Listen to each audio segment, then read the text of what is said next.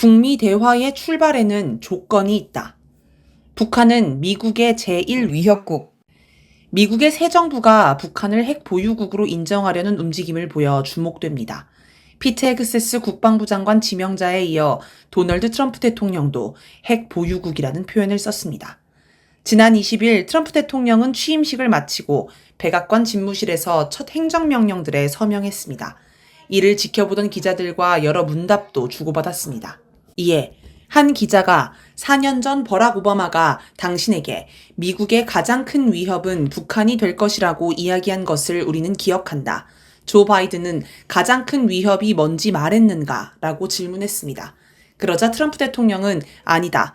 위협이 되는 나라는 많다고 생각한다. 라고 답했습니다. 그리고는 북한 문제는 당시 잘 풀렸다고 본다. 라며 나는 김정은 국무위원장과 매우 우호적이었다. 라고 했습니다.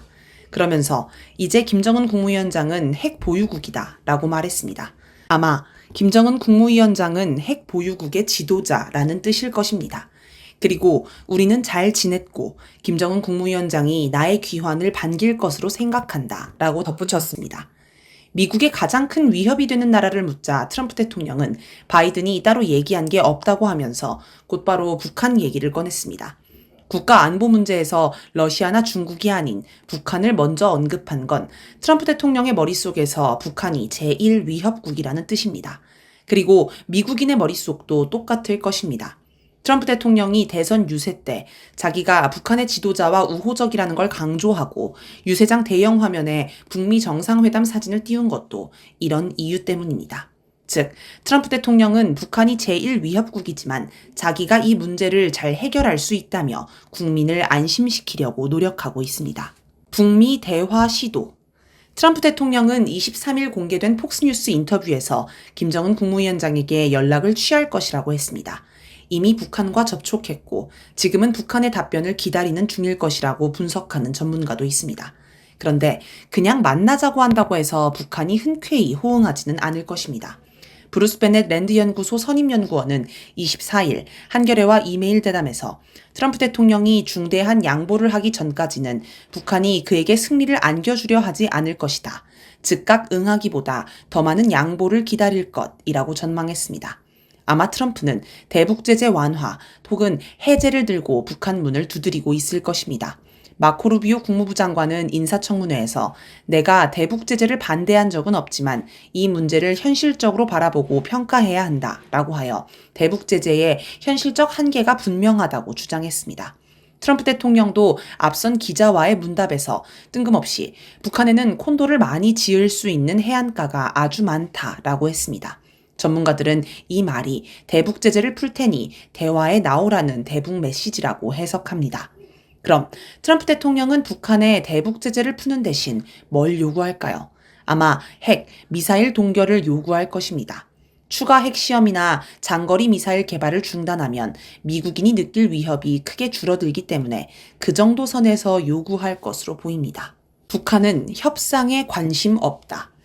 2019년 2차 북미 정상회담에서 북한은 대북 제재 완화와 북한의 영변 핵시설 폐기를 맞바꾸자고 제안했습니다. 리용호 당시 외무상은 민수경제와 특히 인민 생활에 지장을 주는 항목의 제재를 해제하면 우리는 영변지구의 플루토늄과 우라늄을 포함한 모든 핵물질 생산 시설들을 미국 전문가들 입회하에 두 나라 기술자의 공동 작업으로 영구적으로 완전히 폐기한다는 것을 제안했다고 밝혔습니다. 또 핵시험과 장거리 미사일 발사 연구 중지를 문서로 확인해 줄 수도 있다고 했습니다. 그런데 미국은 영변 핵시설 외에 핵시설 하나를 더 폐기해야 한다고 요구하면서 합의에 실패했습니다. 2020년 1월 11일 김계관 외무성 고문은 담화를 통해 평화적 인민이 겪는 고생을 조금이라도 덜어보려고 일부 유엔 제재와 나라의 중핵적인 핵시설을 통째로 바꾸자고 제안했던 베트남에서와 같은 협상은 다시는 없을 것이라고 했습니다. 이걸 보면 원래 북한은 핵과 제재를 바꾸는 식의 협상을 하지 않는데 민생 문제를 위해 특별히 제안했던 것으로 보입니다. 2차 북미 정상회담 직후 최선희 외무성 당시 부상은 우리 김정은 국무위원장 동지께서 미국에서 하는 미국식 계산법에 대해서 좀 이해하기 힘들어 하시지 않는가, 이해가 잘 가지 않아 하는 듯한 그런 느낌을 받았다라면서 앞으로 이런 조미 거래에 대해서 좀 의욕을 잃지 않으시지 않았는가 하는 이런 느낌을 제가 받았다라고 했습니다. 또 미국 측이 이번에 받아들이지 않은 것은 천재일우의 기회를 놓친 것이나 같다라고 했습니다. 즉 북한은 원래 경제와 안보, 제재와 핵을 맞바꾸는 식의 협상을 하지 않는데 민생을 위해 특별히 시도했지만 미국이 받지 않아 앞으로는 이런 식의 협상을 하지 않겠다는 것입니다. 김정은 국무위원장도 2019년 4월 12일 최고인민회의 시정연설에서 그 무슨 제재 해제 문제 때문에 목이 말라 미국과의 순회회담에 집착할 필요가 없다라고 하였고, 2019년 연말에 열린 노동당 중앙위 전원회의에서도 미국의 본심을 파헤쳐본 지금에 와서까지 미국의 제재 해제 따위에 목이 메여 그 어떤 기대 같은 것을 가지고 주저할 필요가 하나도 없다고 하였습니다. 이런 태도는 현재도 그대로 이어집니다.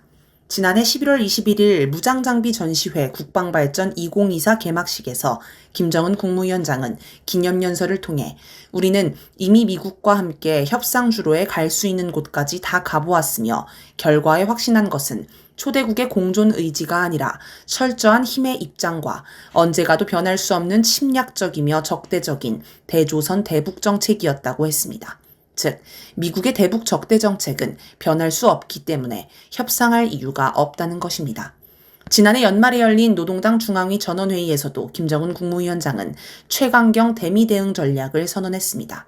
미국을 겨냥한 북한의 핵 정책은 변화가 없을 것이며 더욱 강화할 것임을 짐작할 수 있습니다. 주변국의 중재.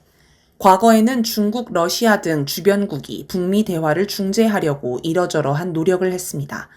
예를 들어 중국은 한반도 문제 해법으로 쌍중단, 쌍궤 병행을 제안했습니다.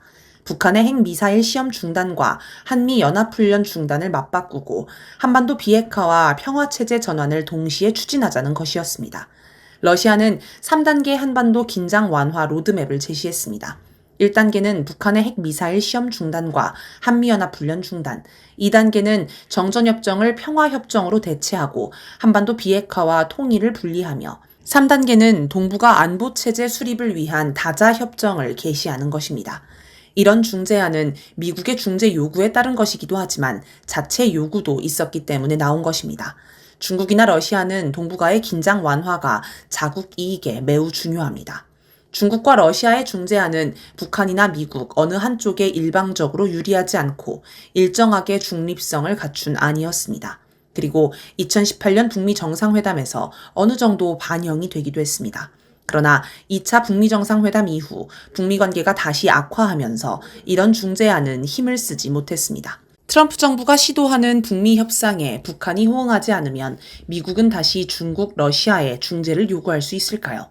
지금 미중 관계나 미러 관계는 그런 요구를 주고받기에 너무 대립이 심합니다. 사실상 서로를 적으로 인식하는 상황에서 그런 요구가 먹힐 리 없습니다. 오히려 중국, 러시아가 북한 편에서 미국을 협공할 가능성이 큽니다. 북미 대화의 출발점. 그럼 트럼프 대통령의 바람대로 북미 대화를 하는 건 불가능할까요? 북한의 태도를 유심히 살펴보면 가능성이 아예 없지는 않습니다.